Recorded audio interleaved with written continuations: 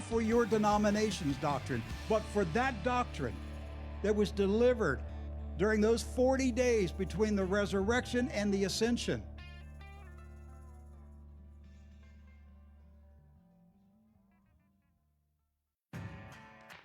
Run from churches where there is no Bible. There's no cross in the theology. There's no soul-searching word. There's no repentance from sin. There's no mention of the blood of Jesus. Run! It's unclean. Run!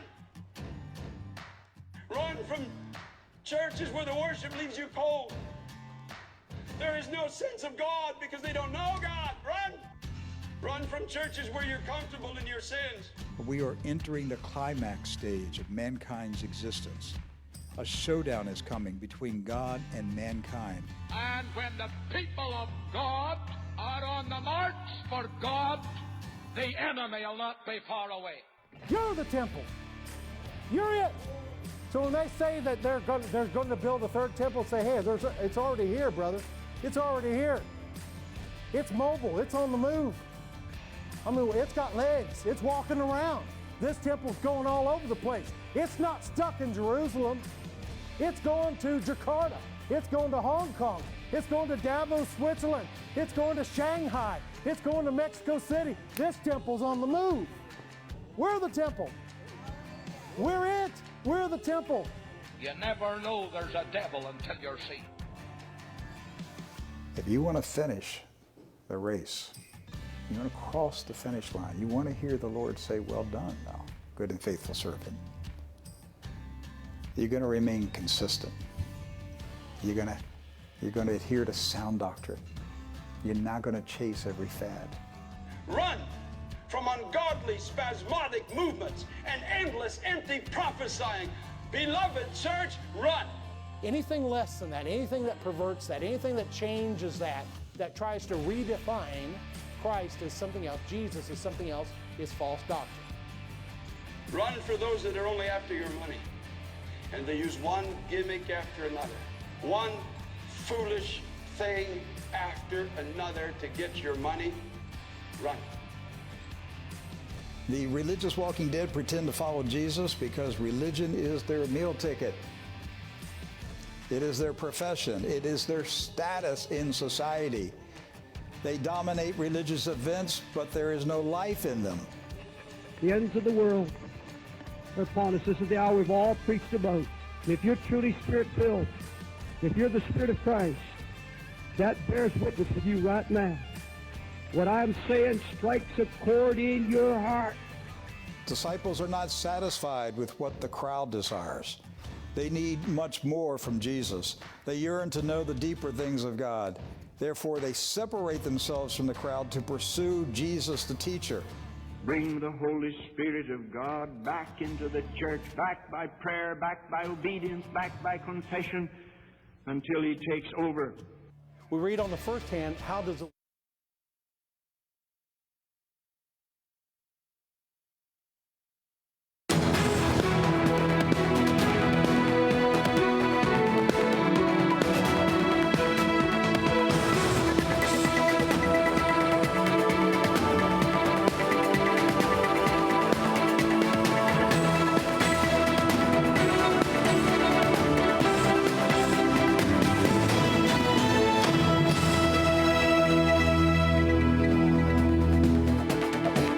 This is TruNews. I'm Rick Wiles. On September 5th, 2019, I shared with you two news commentaries that I read on the Jordan Times website. The first commentary was published by the Jordan Times on December 26, 2018. Its title was Prepare Before Time Runs Out for the 2020 Global Economic Crisis. The second commentary was published by the Jordan Times on June 2nd, 2019. It was titled The 2020 Global Crisis and a Third World War. TruNews' discussion of the two Jordanian news commentaries was recognized in Jordan and many other Middle Eastern nations. Both commentaries were written by business executive Mr. Talal Abu-Ghazaleh. He is the founder and chairman of the Talal Abu-Ghazaleh Global, a vast network of corporations with offices in over 100 cities. The company is the largest professional services corporation in the world. His network of companies provide accounting, legal, intellectual property, news reporting, publishing, management training, and educational services to corporations around the world. Furthermore, Mr. Talal Abu-Ghazaleh's list of memberships on boards, agencies, and foundations, plus his astounding list of honorary awards, are simply too numerous to mention in this brief introduction. And on top of all of his business, social, and humanitarian responsibilities and duties, he also finds time to serve as a senator in the Jordanian government. One more thing to know about him: he is the author of a book titled Blankets Become Jackets. It's his true story of becoming a Palestinian refugee in 1948. His life story is an inspiration to many young Palestinian boys and girls to overcome the occupation and become successful in life. We thought it would be informative for our True News audience to hear from this distinguished business executive about his perspective on the current economic crisis that has gripped much of the world in 2020, just as he predicted. It's an honor to welcome to True News Mr. Talal Abu-Ghazaleh, who is on the line right now from his office in Amman, Jordan. Sir, welcome to True News. Glad to have you here today. Thank you, sir. Thank you so much. I appreciate this generous introduction, which I don't deserve, but I'm very proud of being with you, and I'm delighted that I'm given the honor of this interview with your esteemed network. Mr. Miles, I'm at your disposal. Thank you. First of all, I want to ask you about your book. I ordered a copy today from Amazon, so I didn't have time to read it, but it will be coming to me soon. But it's your life story as a Palestinian refugee in 1948. I want to ask you the title, Blankets Become Jackets. What does that mean? That's one of my pride stories. I'm very proud of having been subjected to hardships, and I always believe that suffering is a blessing. And I'm blessed with many sufferings. And this is one of these sufferings that I am blessed with. When we left Palestine, it was summer. And we were thrown, my father, mother, and brothers and sisters, we were thrown out of Jaffa on a cargo ship. That cargo ship happened to land in the south of Lebanon, where we were asked to disembark. That was in June of 48. Come winter, to make a long story short, come winter, I didn't have any jacket or any, because we just left with whatever we were wearing. We didn't have to, we couldn't do any packing or any arrangements. So when it was winter, I needed a jacket. We didn't have a penny to buy it, even a used jacket. We were given blankets by the UNRWA for refugees, United Nations Relief Work Agency, which unfortunately Mr. Trump stopped funding. But it was too late because I already had the blanket. If it was before 48, I wouldn't have been able to have even a blanket. So my mother, who is not a tailor, and she's never done any tailoring work, tried to make something out of this blanket which looks like a jacket. And I wore it to go to school. When the students, my colleagues, saw it, they started laughing at me. I said, what's funny?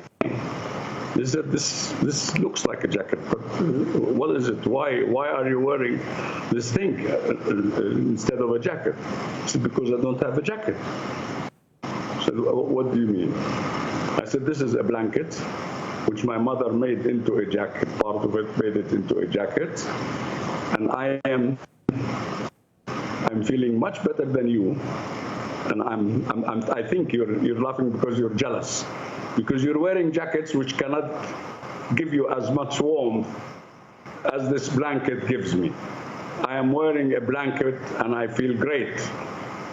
And I'm very happy to be in this blessed situation of wearing a blanket or a jacket out of a blanket.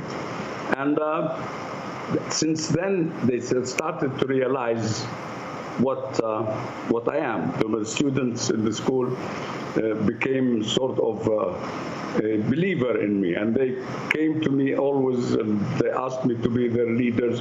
In fact, when we started playing football in the school, they insisted that I should be the captain, and I never kicked a ball in my life, but they said, it's okay, but we want you to be the captain, although you don't know any football games. So finally, this was a typical story where I always believe that happiness is a decision.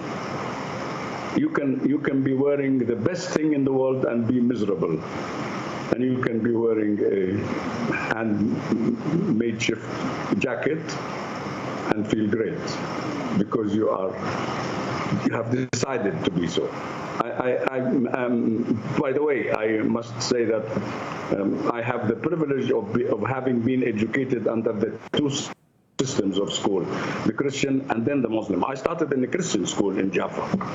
And when I went to Lebanon, I also continued with the Christian school. And I learned the Christian culture about being happy with whatever you have, the feeling of satisfaction, the blessing of feeling satisfied, and about goodness and about love.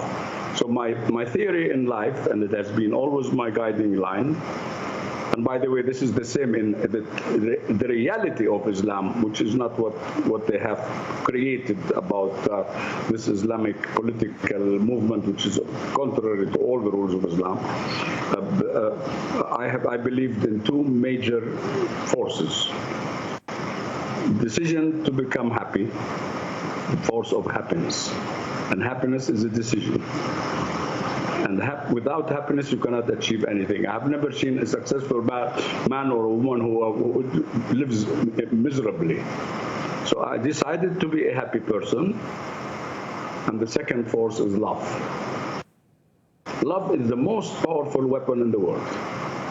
If you love, you will be loved. I even say I love my enemies. I forgive them, because I think they're doing me a favor. Of course, I love my friends, my family, my colleagues, whoever have given me support. But even those who are my antagonists, competitors, etc., jealousies, etc., I say thank you, because you are watching me to protect me from me. You want me to fail or to do a mistake so that you are happy. This is the feeling that there is somebody watching me. Give me great protection. And I told one of these people who happened to say, but don't love you. I said, but I love you. He said, how can you love me? I hate you. I said, you can go on hating me, but I love you because you're doing me a service for free. You're my protection. You're protecting me. You're telling me, Talal, I hate you, and I want you to fail, and I want to see you fail and feel happy that you failed. So I won't give you this pleasure. So thank you for hating me. The most contagious disease in the world is not corona. It's love. Love can change miracles, can make miracles, and can change things. and it is a very powerful tool for success. So I keep always, and I always speak at schools and graduations ceremonies of their region, and I always tell them, love and happiness. Be happy and love. That's the secret code for success. I love your attitude, and Almighty God has blessed you richly in this life as you've kept that attitude, even in suffering.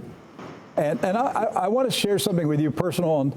You're in Jordan, and I've never been to Jordan. In January of 2018, and I told our staff, and then I said it on this television program.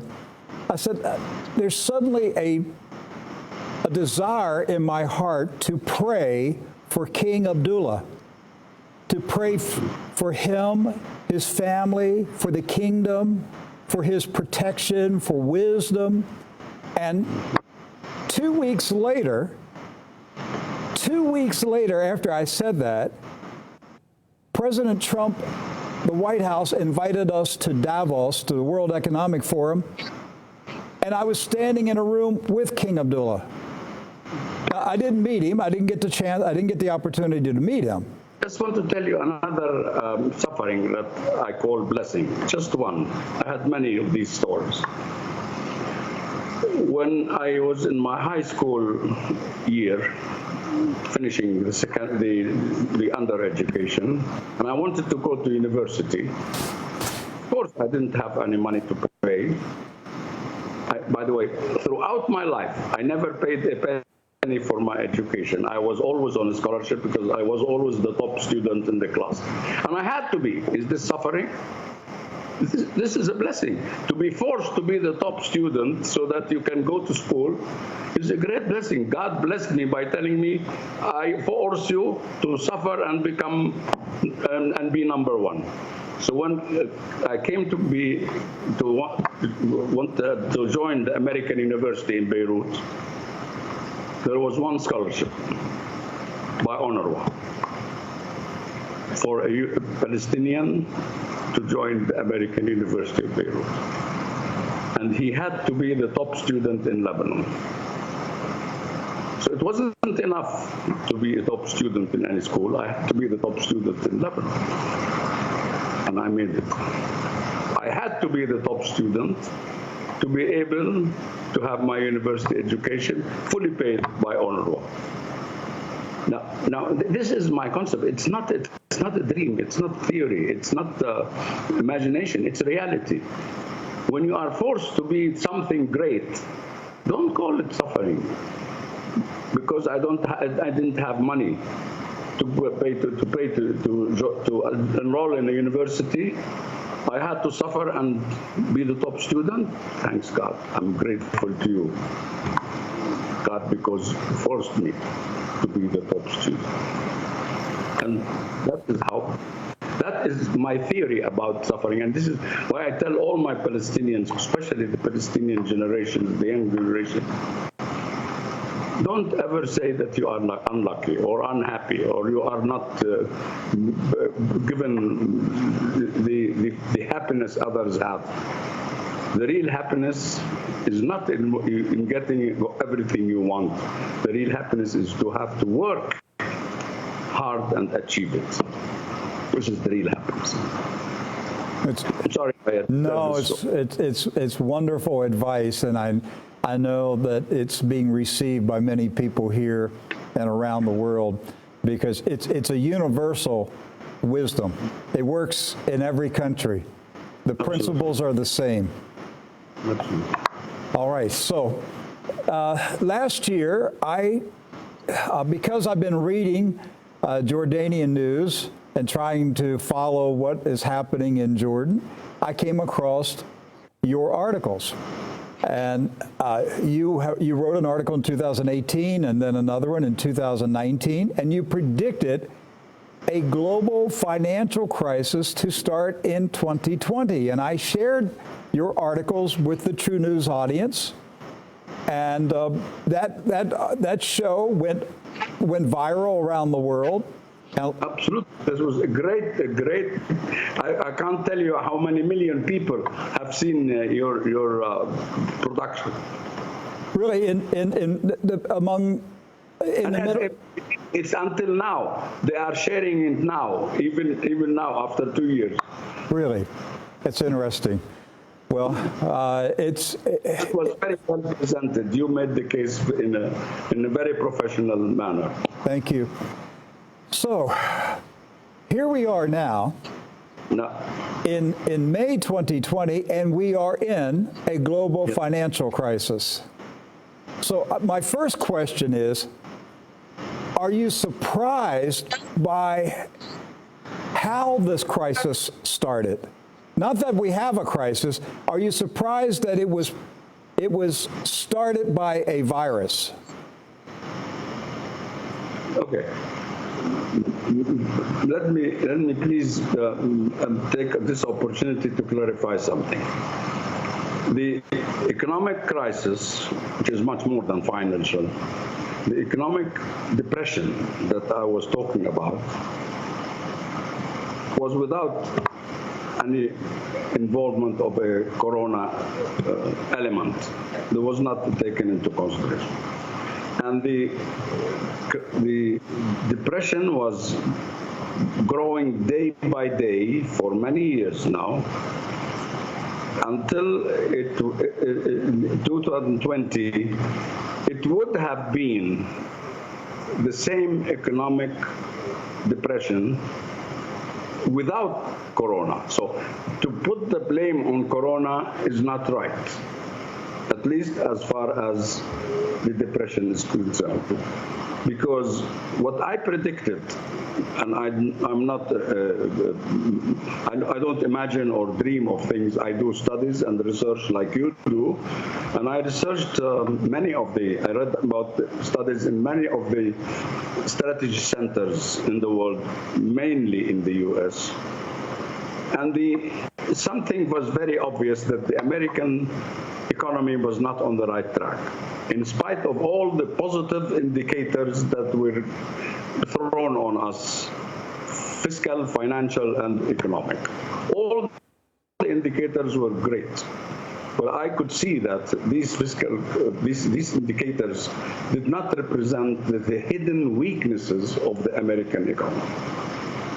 Now, if I talk about the depression, I have to start by saying that it starts and is starting in the US. Because, as we say always, when the US coughs, the world catches pneumonia. The economy of the world is very much linked to everything that happens in the US. Now, the economic trend in the US has been covered up by the fact that the American administrations, not just this one, had the privilege and love and pleasure of printing dollars. They're the only the US is the only country can print dollars, and they can print as many billions and trillions as they want. There are two countries in the world that can print currencies: the US for the whole world, and China for China. China, because it refused to be linked to the dollar. And I was on the board of the advisors, what they call the experts, board of experts of the World Trade Organization, when China was negotiating accession to the WTO. And China said, don't touch currency. We cannot. And of course, you know that each accession is tailored for every country. There is no standard agreement to be signed.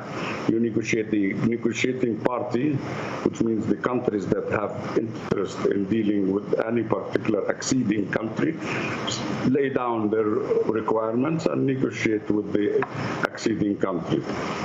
So they said there will be no talk about our currency linking it to the dollar.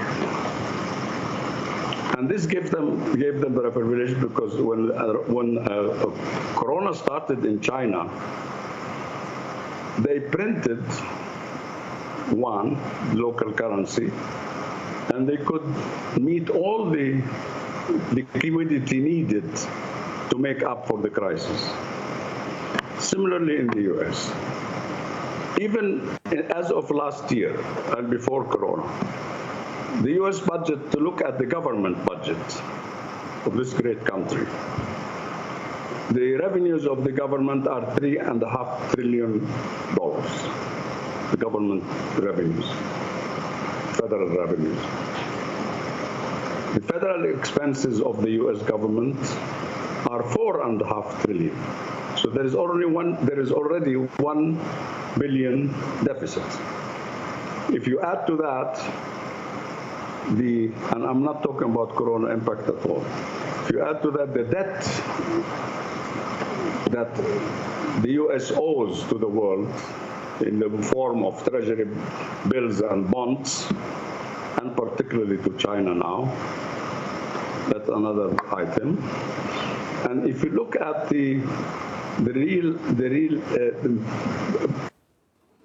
economic powers that drive any economy, I have been seeing that they were gradually being eroded in the US. Now, I said that we are going to go into crisis, and I said that there will be a depression, at least equal to the 1929, the beginning of the century, what you call in the US the Great Depression, from 1929 to 33, the beginning of the last century. That was the Great Depression, the worst in the history of America. Yesterday, I issued a new warning. Unfortunately, it was still in Arabic, but I'll get it to the press in English very soon, and of course I'll send it to you. I am now not talking about the Great Depression, I'm talking about the greatest depression. Because the depression we're going into now is much worse than the Great Depression of the last century. In many ways. If you see the speed at which unemployment is happening,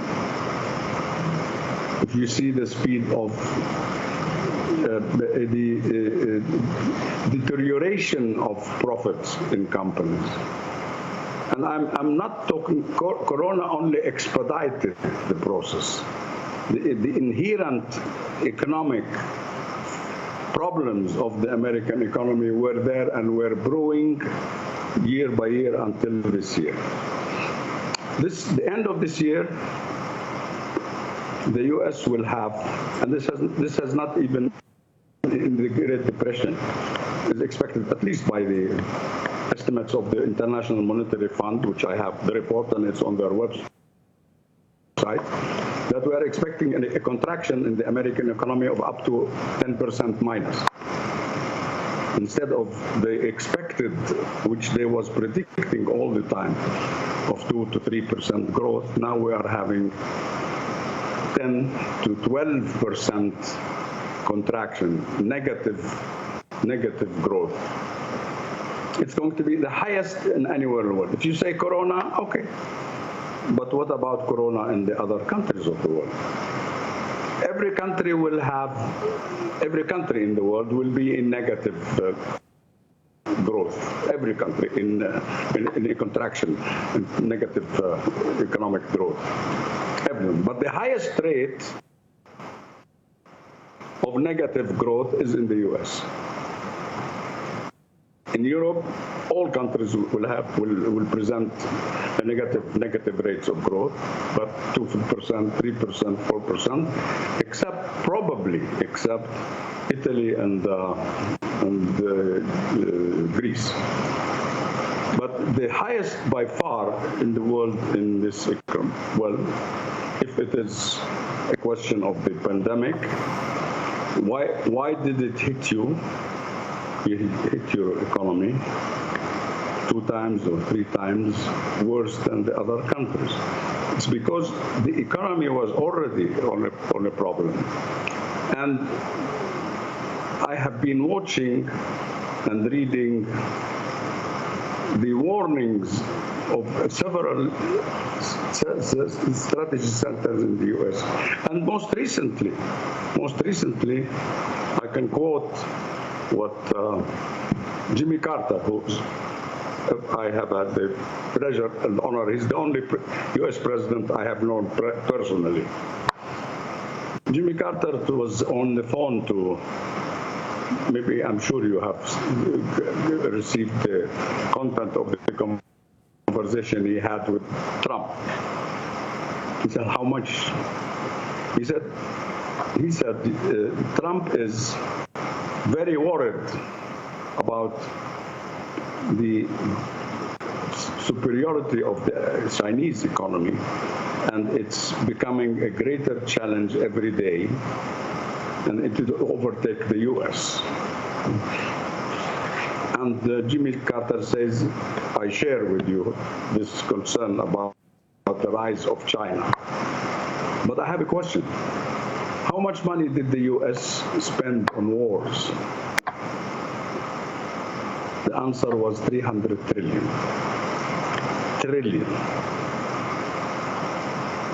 This is Jimmy Carter. I can send you the transcript of the conversation.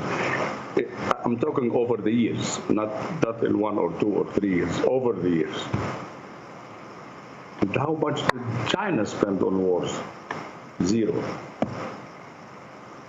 China spent it on building infrastructure all over the world, developing its own economy, etc., etc., etc. That shows why this feeling of power, which the U.S. gave it as priority over everything, that I have power. So power, as we say, as the proverb says, might is right. I have the power, so whatever I can do is right. So there was emphasis in the U.S. over the years. In some presidents vary from president to president, but over the years, the top item on America's agenda was hegemony, controlling the world. That was very expensive. That was very expensive. And that was a cost which I haven't seen reflected in the economic indicators, because the machine is printing to provide what they call currency liquidity. And this is why we have seen some good indicators,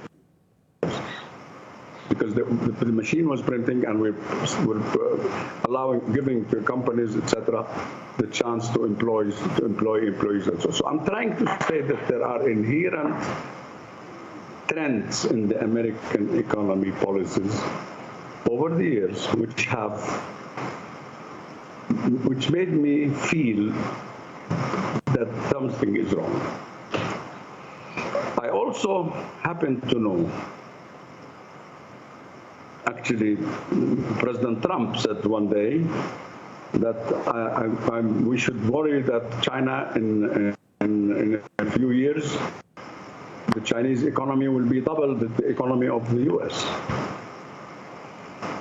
In fact, if you compare the two economies using the PPP, purchasing parity power comparison, the Chinese economy is already greater than the U.S. by purchasing power comparison. And he's right.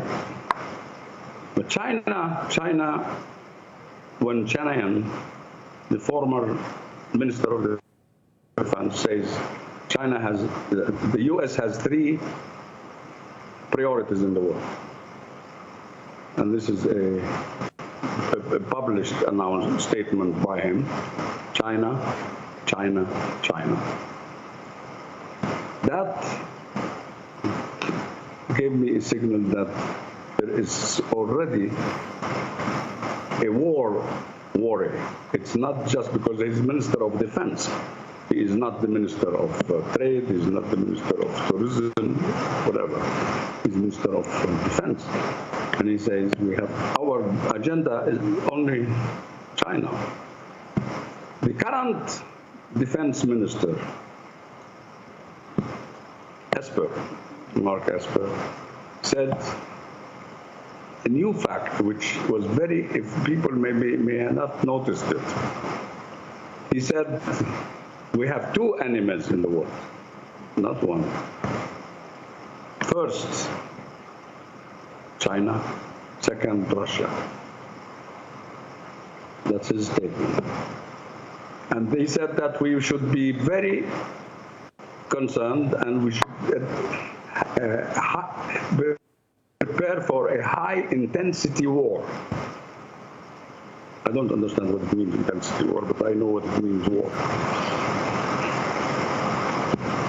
For the first time, the response comes from China. For the first time, the Chinese talk about war, and the director of intelligence in China says, China now is ready for the war. Now, if we look at everything that is happening now, whether it's on the political side, on the corona side, on the economic side, the U.S. has to get out of this mess. How to do that? By sitting with China and having an agenda and agree on how to build a new world order. The U.S. and Trump in particular realizes very much that he cannot have a new world order or discipline without consensus with China. And I know that he would be ready because he has a ready agenda of claims and that he wants to change the intellectual property law. And again, I served on the board of experts of the United Nations WIPO, World Intellectual Property Organization, which defined inventions as inventing any new thing or taking any existing invention and developing it in a better form for better use, which is what we came to the word, which was coined later, innovation instead of invention. So innovation, like invention, is rightful. President Trump says no. If I invented the mobile, smart mobile, any country that produces another type of smart mobile has to pay us penalties or fines for infringement. And he said it publicly in a television interview that China stole us by trillions of dollars in intellectual property rights. This is what he means.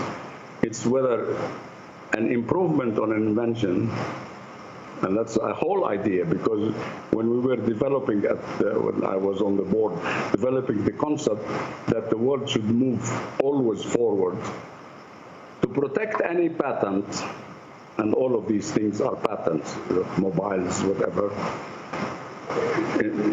to be protected. And again, I'm sure you know that we are the largest intellectual property company in the world. So I know what I'm talking about. In order to protect a patent, you must disclose everything about it. And that's, in other words, they call it patent drafting. In the patent drafting, you indicate what material you use, which is what we call material, process, and product. Material, process, and product.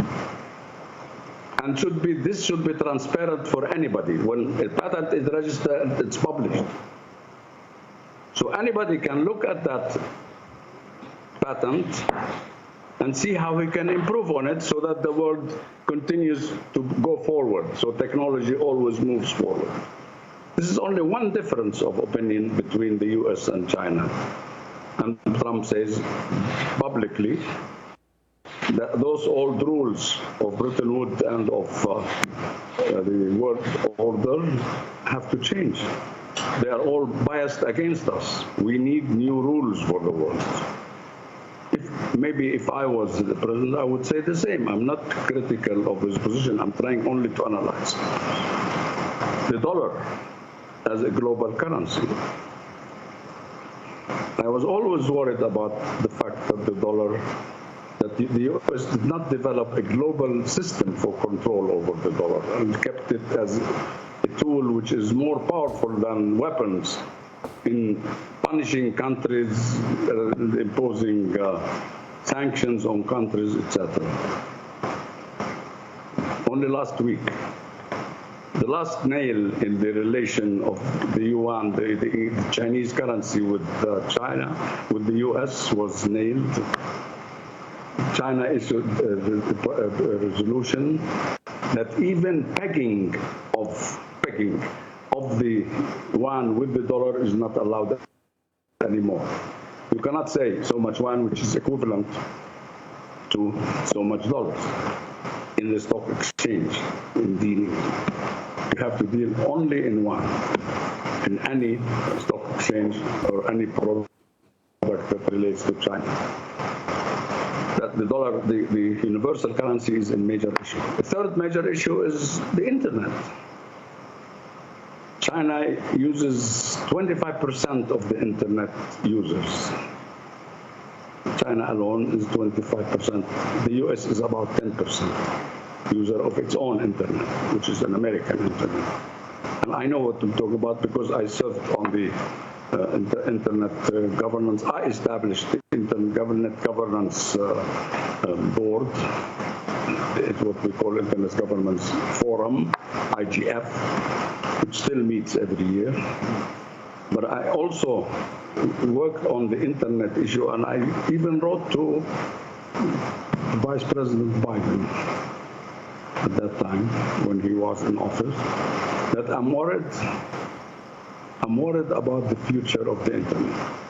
I'm worried about its fragmentation, because I know that China has its own internet in Chinese for internal use, and has a third internet. So China uses three internets. The American internet, and they are the major user in the world of the American internet, the sole user of the Chinese internet, and a global internet which they have invented as a development and as an improvement over the current internet.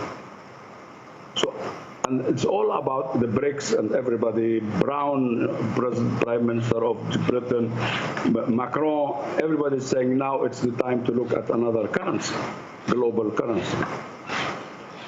Now, that issue is very sensitive to the US, and I understand. Even if I had this weapon in my hand, I can say, blacklist, don't deal with this person, this company, this bank, this country, finished. Because nobody can work in this world if he is cut from the dollar system. Now, I said, one day will come, and I'm very scared, because I want to keep this American internet. I'm part of the process of developing.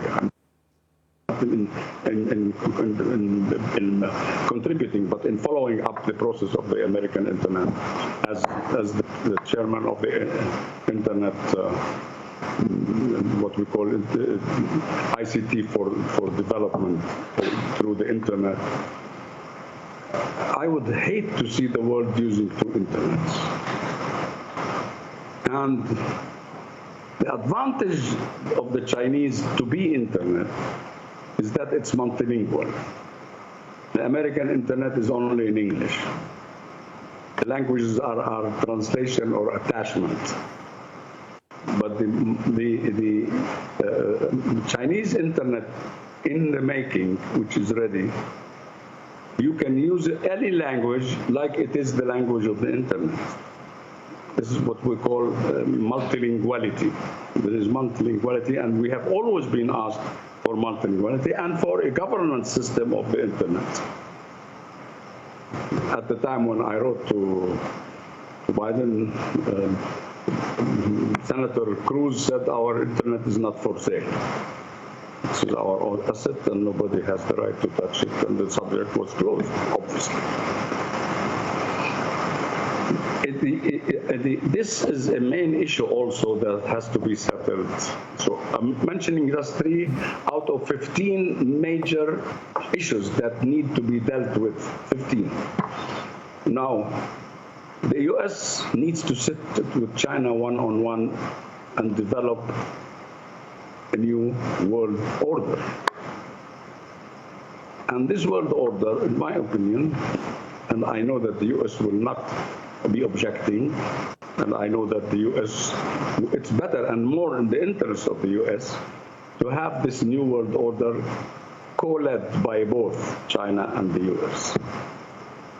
If you are scared that somebody is taking over the world from you, it's wisdom to say, instead of losing the thing to this giant that is going up the sky, let me join hands with them and share the future together. This is the feeling in this situation.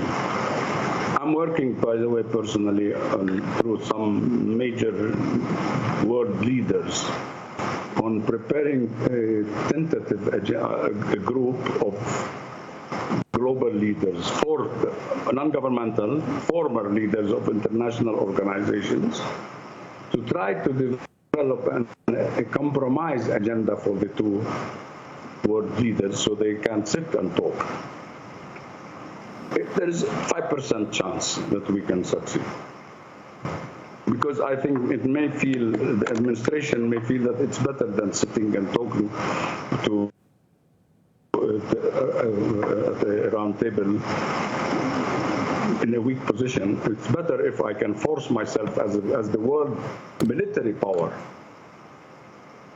and force you to sit with me. I want to ask you a question.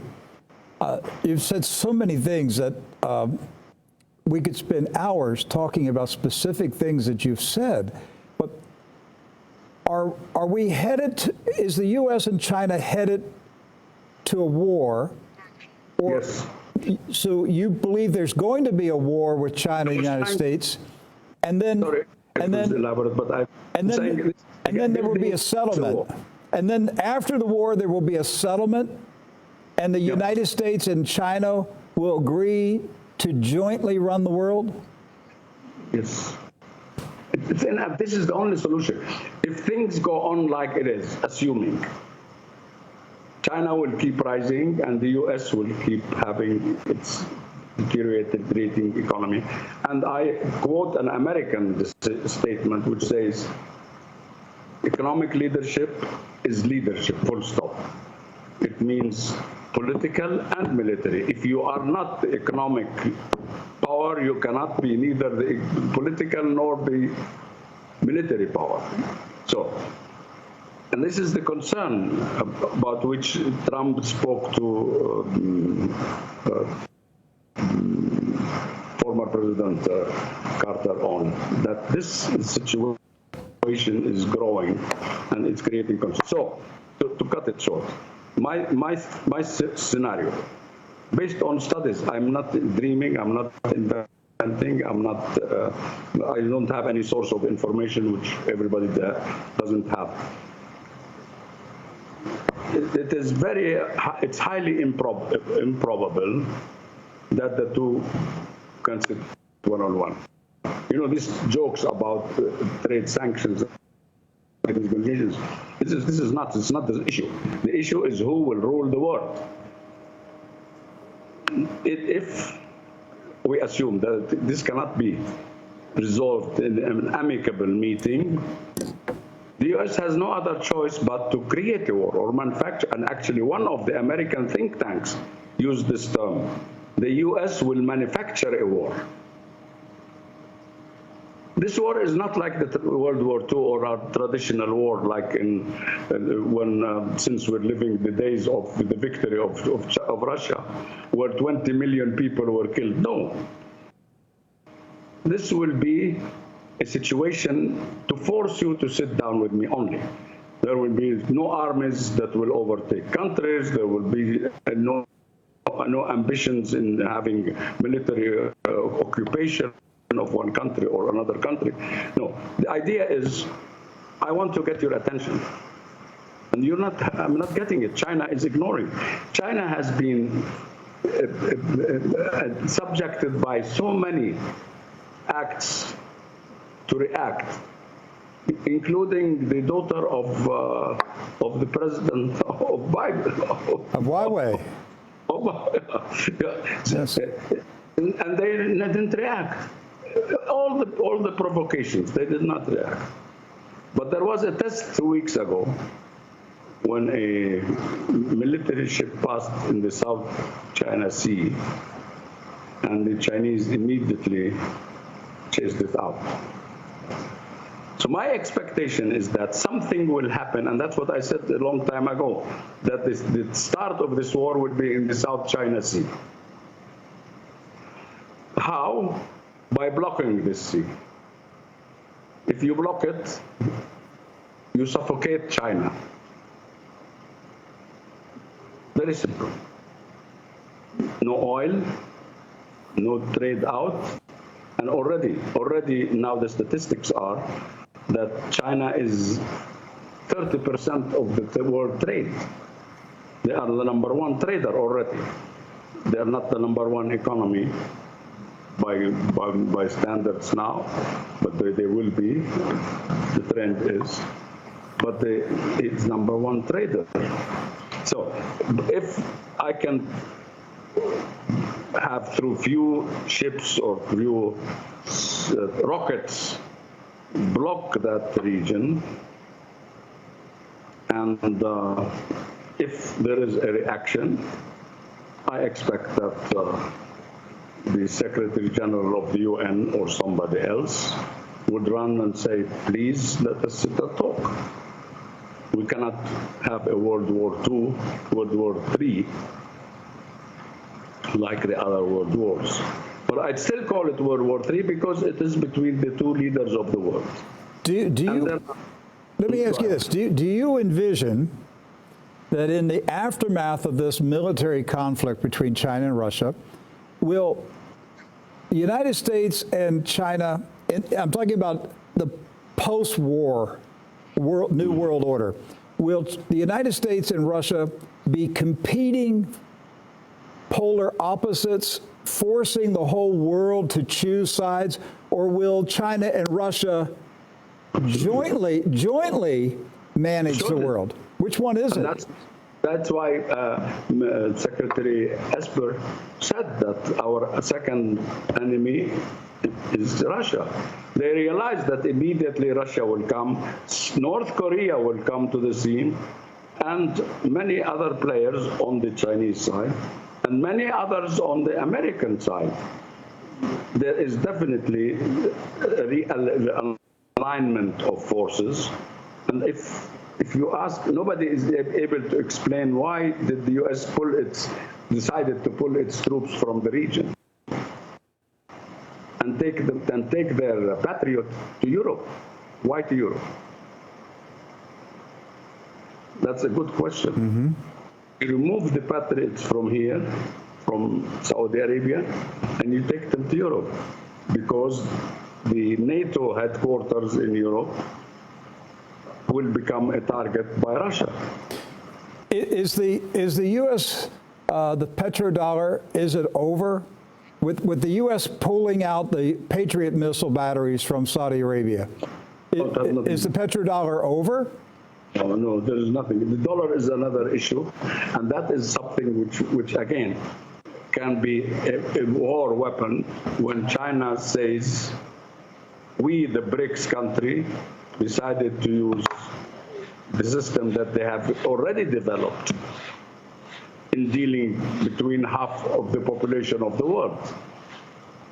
That's another measure of war is to withdraw the sovereign funds by China in the U.S., try to liquidate the 1.1 trillion assets, There are many acts of war that can happen, and things will be so confused for everybody. China will suffer. It's not saying that they would be sitting comfortably, very happy. Their economy will have it's very serious pressure as a result of the blocking, because they need oil, and Russia is the #1 importer of oil in the world. And if you block that sea, no oil comes to China. Everything will stop in China. So they will have to realize that we have to sit down. All right, I'm going to go back. My first question, and I said, were you surprised that this crisis was I said, started by coronavirus, and I didn't mean that the coronavirus caused a financial problem, but it was the trigger. Many astute men and women, such as yourself, have seen this crisis coming for over a decade or longer. And we have talked about it on this news program. And we were wondering, what will be the event that triggers it? What's going to set it off? Have you considered the possibility that, let's just say, ruling powers in America decided that coronavirus was the expedient excuse to explain away the mess that we were in? That's one, but it also be a useful weapon against China. Yes. If we claim that China is actually, we all know that Trump calls it the Chinese virus. And they're asking for reparations. You have to pay me reparations in trillions. This, of course, it's an element, and it's an important man. I didn't ever dismiss its importance. Right. What I wanted to say is, without it, we were heading to the depression anyway. Yes, we knew that was coming. But what I'm saying is, are they saying, here's our cover story. The public will believe that the crash of the American economy was caused by the virus, not the Federal Reserve, not the trillions spent on war, not mismanagement of the national resources. Yeah, I'm sure that you're a better expert on this because it relates to the public opinion in the U.S. In the outside world, outside the U.S., nobody gives this argument any credit because nobody has concrete evidence as to who is responsible for what in the in relation to the corona issue. That's the rest of the world. But of course, the media, Fox and etc., are already promoting the idea that this whole situation is because of the mess of corona created. Corona is responsible for having what I expect will be 20% unemployment rate. And you cannot pay cash to 20% unemployed people for a long time. That's right. Okay. So you have to stop it. Here's my next question, and I'm certain, you know the term creative destruction. Absolutely. And you know who originated that. Great Condoleezza Rice. Yes, and it goes back to Alan Greenspan at the Federal Reserve. He actually is I think the originator of creative destruction. Oh no, I didn't know that Greenspan was involved. Yes. So the idea is that when you want to create something new, you destroy the old. So have you considered the possibility that the third industrial revolution has come to an end? Absolutely. The fourth industrial revolution is beginning of robotics, 5G, robotics, artificial intelligence, smart cities. My book. I wrote a book again on the fourth. You wrote a book on this? Oh, okay. I need to get that book too. All right. So, have you? I fully agree with you. All right. Have you considered the possibility that the coronavirus crash of American economy is creative destruction to wipe out a big portion of the old economy to make room for a new economy. You said that, I didn't. Yes, I said it. All right? You can just nod, yes or no, okay? You don't have to say it. You said it. All right, okay. That's the way I think. But no, that's a real possibility that they are deliberately wiping out a substantial portion of the American economic system to make room for a new system. I mean, we know. Sir, I have never in my lifetime seen so many businesses in America close. 30 million men and women in America have lost their jobs in the past 2 months. And we're being told a lot of these businesses will never reopen. Absolutely. Absolutely. So for the past, I guess the last 3 years, our TruNews team has been traveling around the world going to technology conferences, smartphones, 5G, artificial intelligence, smart cities, so forth. And we have been wondering, how are they going to roll out this brand new world? Well, we're seeing it now. We have drones flying over America that are taking our temperature, our body temperature. We have now police robot dogs walking the streets, robot dogs telling humans you're standing too close. It's frightening what they're doing. What you said is amazingly true. Take a very simple example. What is the GPS? Yeah, sorry. When you're driving your car, right, and you're following the instructions, and you take a wrong turn, and he says, "Oh no, you took the wrong turn." Mm-hmm. Where is he? Where is he, Uncle God, who has seen you? He knows that I am in the car. Right. He knows that I made a wrong turn. How? It was not the cameras around me. It's something of overseeing me from upstairs where God lives. So this is already there. The GPS is a very simple example. I see my driver when I go and it says, okay, follow. No, get to the, not even a turn. It says you are in the middle of the road. Take your right. So are you hearing the phrase, because this is a new phrase in America now, contact tracing. So they want to trace your contacts. Absolutely. All right. Did you come in contact with an infected coronavirus person? So your phone is going to beep and tell you that the person you just talked to has coronavirus. That's the easiest thing. All right. So think about this, sir. What stops? I'm glad I'm learning from you. I'm a good student. All right. You're giving me a lot of new knowledge. Good. Hey, you and I should start a TV show.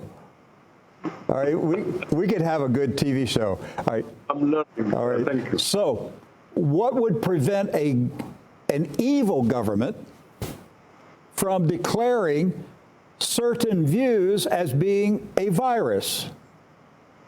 And you come in contact with a friend who has those views, and your phone beeps and tells Talal Abu-Ghazaleh that you're too close to that person. That person has views. Him talking, yes? Yes. That person has views that the government declares to be illegal. And if you continue to stand beside him and talk, you're going to be in trouble. Mm-hmm.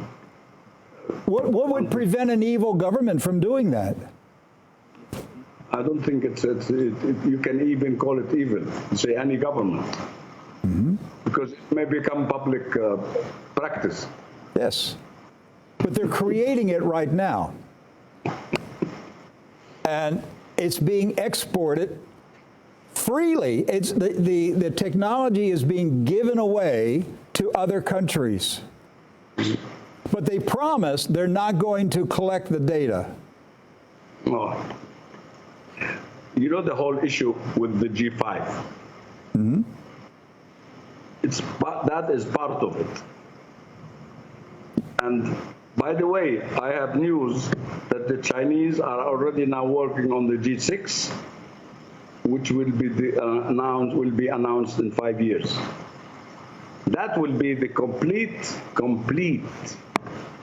disclosure network of the world. With an artificial brain. When my first technology conference was a Mobile World Congress in Barcelona, Spain. I think it was January 2017. And in the opening session of the opening day, the topic was the global brain. Correct. And I knew, there's a new world being created here, a global brain. And then last year I watched them implant a microchip on stage in real time in a human. You are more arguments for the need to sit down and agree on things. Yes. And that would be better for humanity, better for the U.S., which has spent, according to what he said in the conversation with President Carter, $300 trillion. You can agree, and when you have two brains, it's better than one brain talking together, agreeing on the world new order.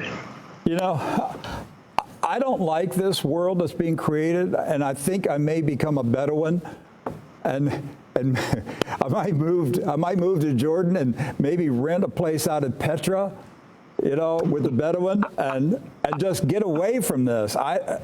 But they're going to be tracking the Bedouins. They're going to be tracking everybody. I don't like this new world that's being created. That's a fact. You know, we have to accept the facts of life. This is happening. I don't like it too, but I'll have to live with it because it's happening. I gave you the simple example of GPS. He says, "Hey, you are in the middle of the street. Get closer to the curb." He knows exactly where you are. So you are watched everywhere, every day, every minute. Already. Yes. Okay. Earlier in this interview, you said that experts are telling you that the U.S. economy may contract negative 10%, maybe 12%. Those numbers. But you can find this on the website of the International Monetary Fund. This report was issued only a week ago. The IMF. It lists all countries. Every country is contracting, but the highest contraction is the U.S. And that's what worries me, because as I always said, everything that happens in the U.S. impacts the world. How long do you think this greatest of all depressions may last? I am pretty confident, and maybe that's wishful thinking, that before the end of this year, things will change. We will have a meeting of the giants. We'll have an agenda to agreed on, which will take a few years to negotiate and finalize. But in the meanwhile, once you have an agenda and the teams are working on what kind of World Trade Organization they want, what kind of intellectual property, what kind of etc. Once we have an agenda, things will settle down, and then one of the items of the agenda will be having a global Marshall Plan, which will also be structured in 2021. So the transition is in 2020 at the end of the year. In 2021 will be the start of the new process of at least looking at the future with a positive and non-disruptive psychology that is being used now. Look at what happened with the disruption in this region. We have the most destroyed and disrupted and unfortunate situation in the world because of this great genius of constructive destruction. Okay, so what does a global Marshall Plan look like to you? To me, this global Marshall Plan will mean like what happened, and I'm a student of history and geography. And de Gaulle used always to say, if you want to see the future, study the history and the geography. He always had maps on his walls and history books on his desk. He said this and this will decide what's going to happen. So this area this part of the world is the worst hit and destroyed part of the world. There is no other region in the world that has been seriously destroyed like in this region. So when a Marshall Plan comes out that we want to reconstruct and rebuild the world, and remember, Marshall Plan worked for Europe and for the US. The US enjoyed prosperity because American companies, American products, American experts were involved. So it was good for both, for Europe and for the US. So the great major powers of the world, and namely China, US, Russia, and Great Britain, don't forget the role of Great Britain. Great Britain to the US is like Russia to China. And I think that is why Great Britain withdrew from the European Union. And that the European Union will not be in existence in a period of 10 years. There is no logic in keeping the European Union. It was started after World II because all these countries were suffering and said we hate each other, but let's develop economic programs for our mutual benefit. Well, they started with as we know, the EEC, the European Economic Commission, and then the European Union. They don't share the language, they don't share culture. There is nothing in common between these countries except that they were all destroyed and frustrated and they wanted a way out. So they sat together in order to build a future for Europe. Now, it's Corona, thanks to Corona or unthanks to Corona, taught them that this union is only a piece of paper. Every country sealed its borders, and every country started saying, like what President Trump says, America first. For me, France is first. Germany is first. So the objective of economic cooperation failed because the richer countries in Europe got more rich, and the poorer countries of Europe got more poor. There is nothing achieved by this European Union. So anyway, what I wanted to say is this Marshall Plan, like the Marshall Plan to build Europe, will have to be developed and conceived by after these two leaders of the world meet. Of course, they will have teams of experts, one looking on how to structure the global Marshall Plan, and this Marshall Plan will start from this region, not because we are loved or because we have beautiful eyes. It's because we are the worst destructed area in the world. And because the area has also financial resources in the Gulf. So by bringing the expertise and funds of the great powers of the world together with the regional resources and building Syria, building Libya, building Iraq, building Yemen, and so on. We're talking about tens of trillions, not trillions of dollars, which is good for everybody, good for the countries that will be rebuilt and good for the countries that will build.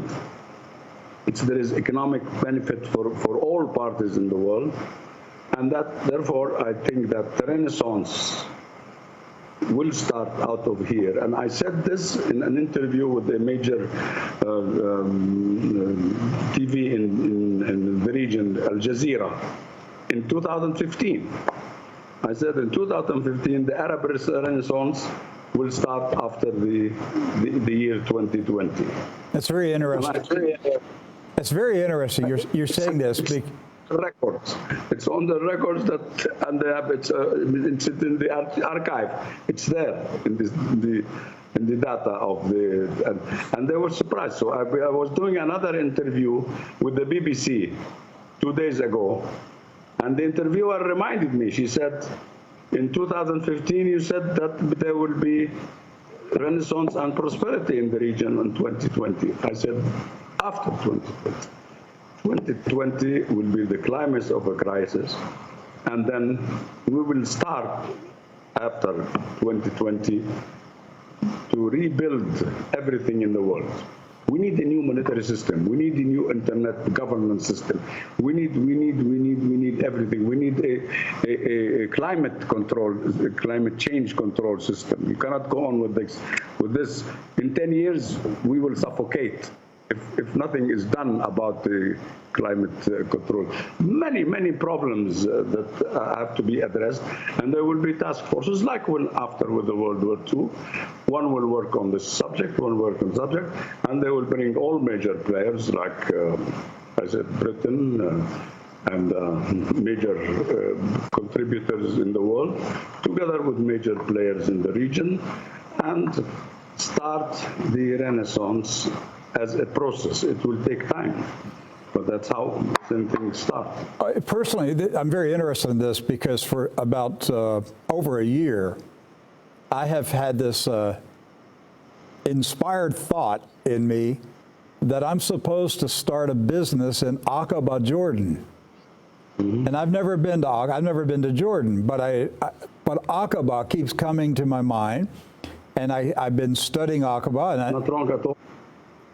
And I just feel in a period of peace, Aqaba can become another Hong Kong.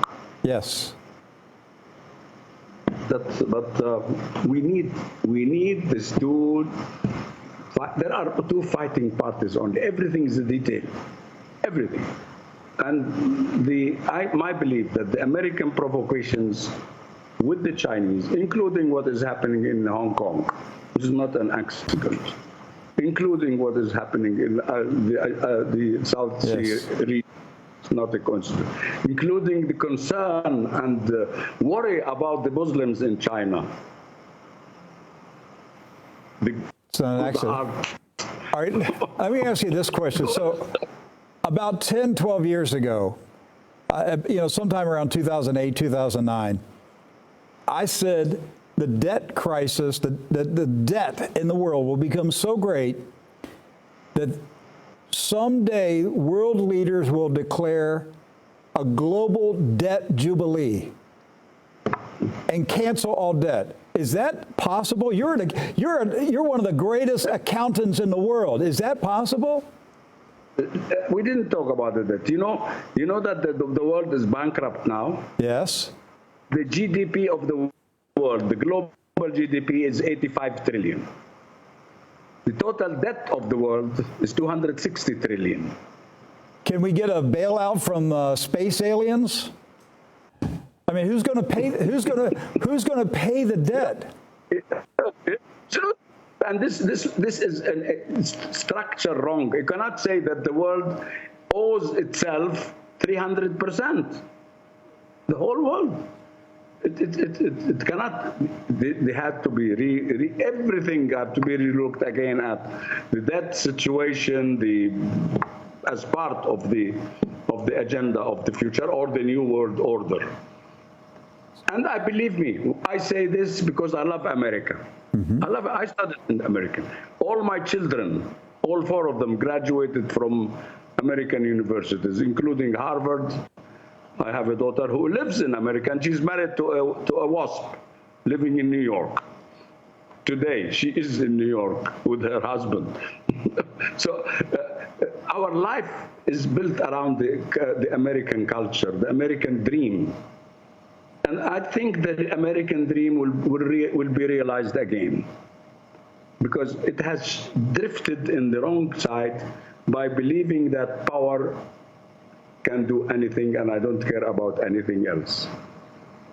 When you can say in like this program about what they call the deal of the century, that I decide to give a country that I don't own to a country that does not deserve, and they announce it. Something will be recorded in history, that there's not a single Palestinian of any age or any financial situation or geographic location or any position in the world that said yes. Not one. This has never happened in history. Always when there are things like this, there will be somebody who would say, yes, let's accept it, let's go with it. Not one Palestinian, not one, and I challenge anybody to say that there was a Palestinian under occupation, in the camps, in business, all over the world. Any Palestinian who said, I support this deal. When you realize that a whole nation, and your ambassador to Israel, the great Friedman, they said the Palestinians have to realize that they will have their own country when they all become Canadians. It's because you think you have the power, you can do it. But no, people are willing to die as they are on the borders and on the checkpoints, and they will say no. So if world leaders launch a global Marshall Plan and they choose the Middle East to begin the process of rebuilding the world, what does a settlement look like? What does that new world order look like in the Middle East for the Palestinians? This will give the chance to two views instead of a monopoly or hegemony based on the sense of power. Because at that point, we are two powerful nations. We're not one. Two powerful nations have to think and agree. Is what you're doing? I mean, try to think. I have been thinking for days because this statement was made only last week by Ambassador Friedman. The Palestinians will have their state when they become Canadians. What does he mean? It means it has so much disrespect for aspirations of the people. You cannot make such a statement when your partner says, okay, let's be calm. There are rights for the Jews, there are rights for the Palestinians. From my side, I don't want any settlement of Palestinians. I don't want them to have a state. I want them to stay in the country. And let Israel and the US take over all their lands. In the year 2050, the Palestinians will be 60% of the people under occupation. Let alone what is outside in the camps or in diaspora like myself. I'm talking only in the historic Palestine, the Palestinians will be 60%. Can you tell them to be Canadians so that I give you a state? Can you tell them go die, go to hell? They are the majority. Things will change, and this is also something that unfortunately I don't want to use the word, but the arrogance of power ignores. You can force it, but will it stay? Will it be acceptable? What will happen if everybody says no? Now that's if everybody says no, okay, be Canadian and have your state in Canada. All right, I'm going to take this to a new level. Have you considered a possibility that some existing states may transition, or there may be completely new states formed in virtual reality? You know, in virtual reality, there are no boundaries and there are no states. In virtual reality, we are in an ocean that has no mandate for anybody to control, no boundaries.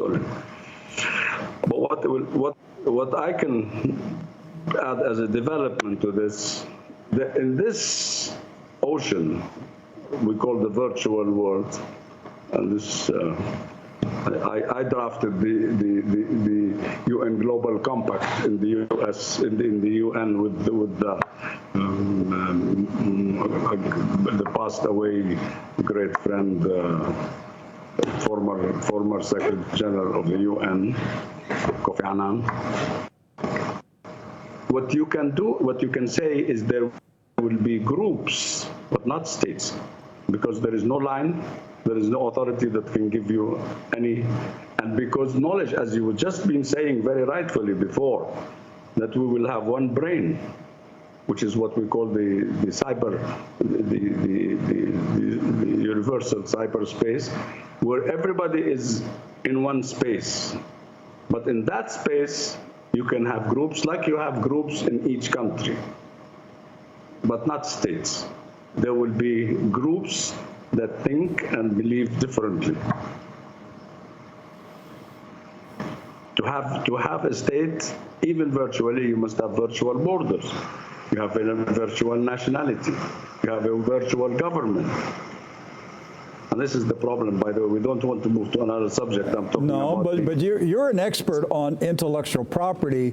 So has your company thought about how intellectual property is secured and protected in virtual reality?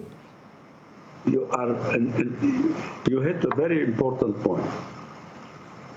I have been for at least 20 years since the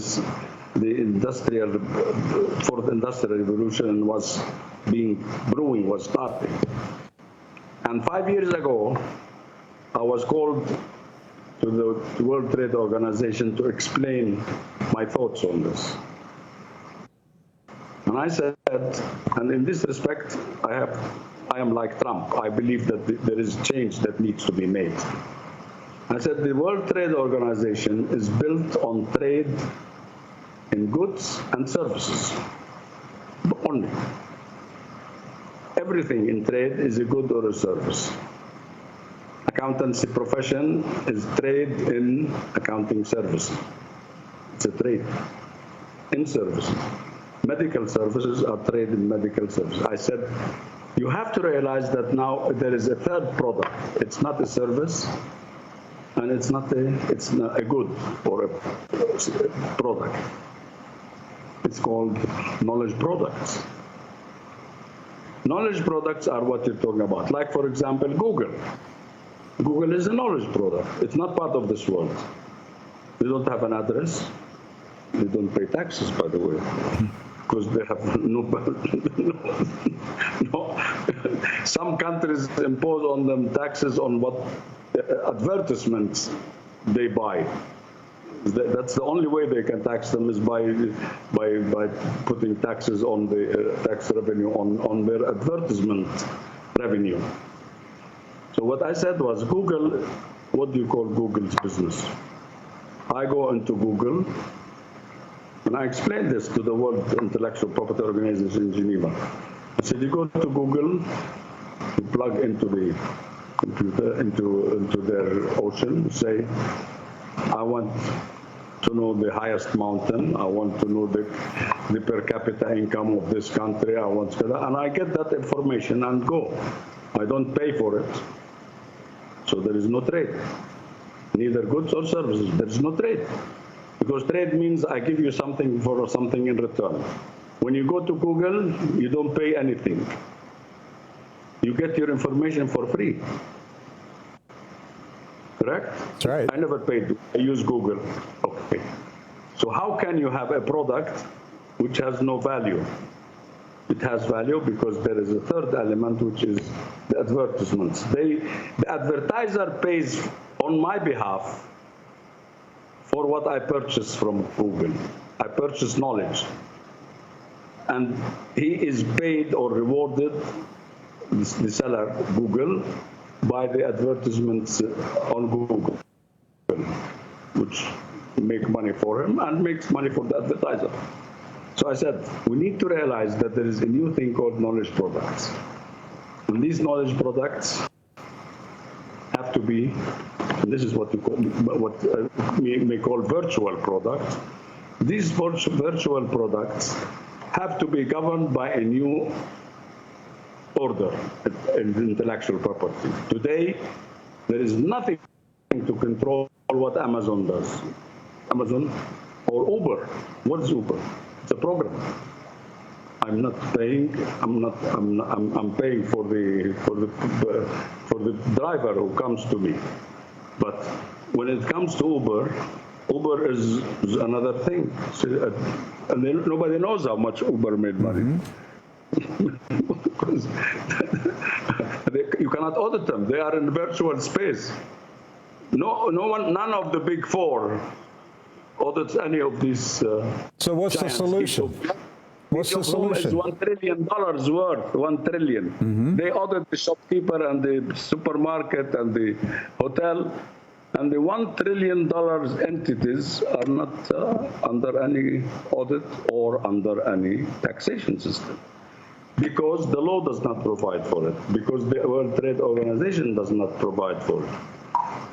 We definitely need what you said, a new intellectual properties order for the virtual world.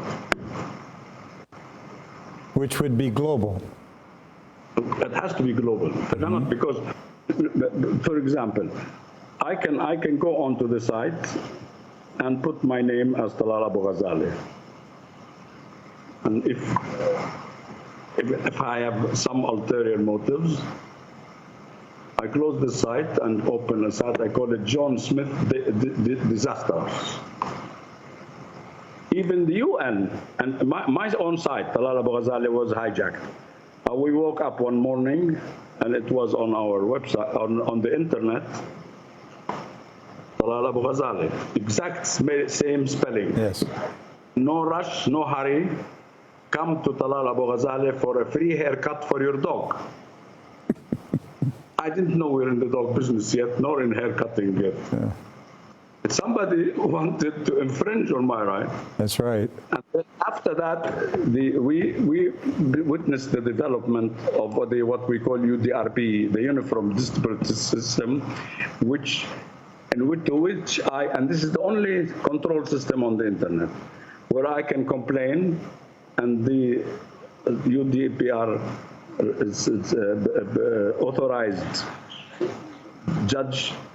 By the way, we are one of 7 world authorized companies that can record registered trade names on the internet and disputes on the internet. But that's the only thing, disputes on names only, not on anything else. So when you said earlier that you go to Google and they give information to you for free, and so there's no value there in the sense that there's no revenue, but the reverse is you give your information to Google, and that's where they make money. They're selling data about you. Absolutely. All right, so that's their revenue. It's a new ball game. Yes. It's a new ball game. It has to. We have to develop, and you are very right. You raised it. We need to have an intellectual property discipline for the virtual world. I agree. All right. Hey, one more question. You've been very gracious. You've given me 90 minutes, and I'm very, very grateful. One last question. I believe you're 82 years old now. Is that right? Completed. I'm in my 83 year. 83. I started my 83 year. You just started 83. So if you were 30 years old today, knowing what you know about the restructuring of the world, the economy, what career would you go into today if you were 30 years old? That's interesting, because I spent all my life in the virtual business. I was the first company in many things in internet, and I've been a good student of what's going on in the world in that sense. If I answer that question, I would be saying that I would start, given, and thanks to you for the idea, I will start my own virtual intellectual property discipline and run it on the internet on my own. Because you can't do anything to me. I can establish any business on the internet. I don't need to register it with any government. I don't need to report on it to any government. That's another word. That's what America says. They say, because we had a lot of argument from the European and other side versus the Americans. They say, no, this is not the word. You are misunderstanding. The internet is another word. You have no right to talk about it. This is another word. You are living here. This is there.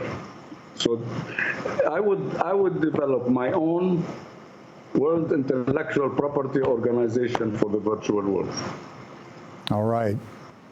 I'll let that be the final word That's today. very ambitious, but there is nobody who can put any limit on ambition. I always believed so. That's right. And let your suffering be the motivation to succeed. And love everybody. Thank you very much. That's right. Our motto here is that we shine brightly, we taste salty, and we love everybody. Absolutely. And that's our motto. I'm with you. Please. Miles, I'm delighted to have been interviewed by you. Thank you. I love you more now. Thank you. Appreciate it. I promise to come to Jordan. I want to come. I will be your host. Thank you. Thank you. With pleasure. Well, my guest today is Mr. Talal Abu-Ghazaleh, and he is the chairman and founder of the Talal Abu-Ghazaleh Group, which is one of the largest professional services organizations in the world, and a very wise man, very well connected, and we were honored to have him here for 90 minutes. Thank you for watching True News. Please share this edition of True News and tell people about what you've heard today. I can't even recap it. We're in the greatest of all Great Depressions, to be followed by a world war between the United States and China, the U.S. economy contracting by 10 to 12%, a new world order coming out of the ashes of that war and Great Depression, a world order to be jointly managed by China and the United States. That's what you heard today on True News. Tell your friends about it. Thank you so much for watching. God bless. We'll see you on the next edition.